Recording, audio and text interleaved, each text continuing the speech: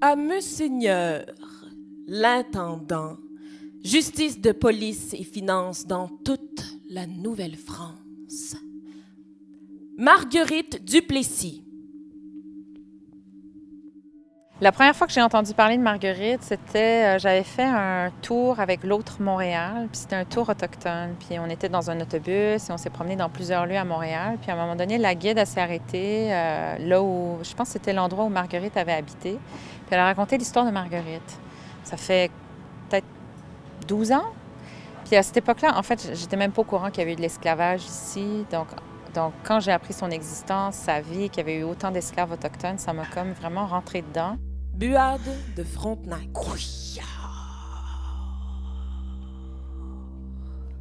Rémy de Courcelles.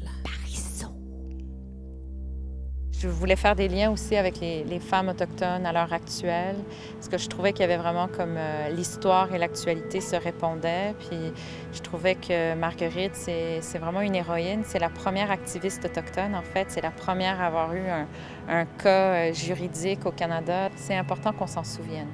C'était super le fun d'avoir des gens qui viennent nous voir, qui viennent, de pouvoir tester ou se confronter un peu à des regards de personnes qui ne sont pas forcément dans le milieu artistique aussi. C'est précieux, ça aussi.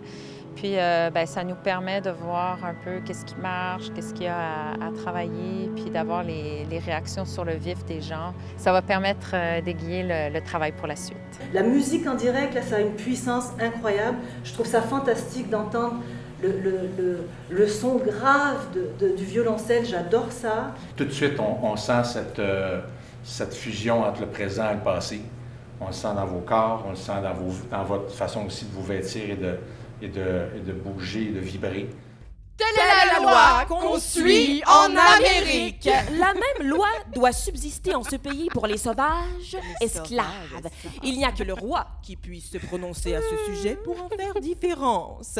Si l'on faisait quelques changements, cela causerait bien du trouble et du désordre en ce pays. J'ai pu tester des choses que j'avais écrites, j'ai pu tester un chant aussi que j'ai composé.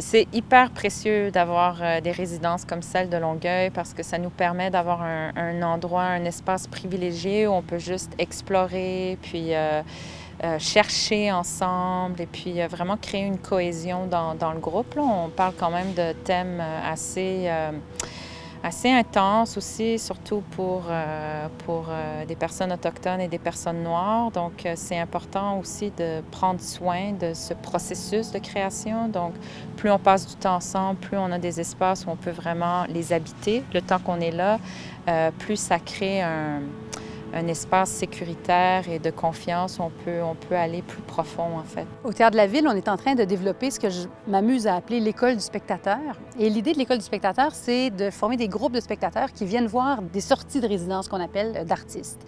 Et ce qui est très riche, c'est que ça nourrit à la fois le public, donc ça l'aide pour articuler sa pensée, pour développer son sens créatif et tout ça. Et c'est aussi évidemment très nourrissant pour les artistes qui, eux, reçoivent des commentaires du public. Donc ça les pratique pour continuer le travail dans les autres étapes et pour arriver devant le public le soir de la première. Là, il y a plusieurs résidences qui se dessinent là, à l'horizon pour les prochains mois. Puis ça va permettre d'intégrer les autres concepteurs et puis pour moi de continuer à écrire et puis à mettre tout ça ensemble pour que ça se tienne comme un tout.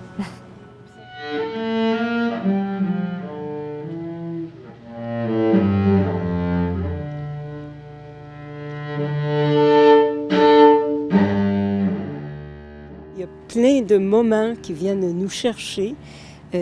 Effectivement, on a les larmes aux yeux à un moment donné de voir tout ça. J'ai trouvé ça vraiment bouleversant.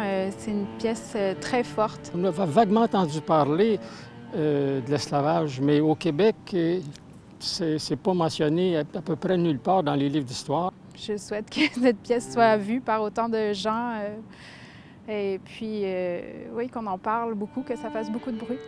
Je recommanderais aux gens, à tout le monde, d'aller voir ça. Ils vont apprendre beaucoup de choses, puis en plus, ils vont être émus et touchés par cette pièce-là. Le spectacle final va être présenté au printemps 2022 à Espace Go. Et entre-temps, il va être aussi présenté dans une version plus intime au Centre du théâtre d'aujourd'hui en avril prochain.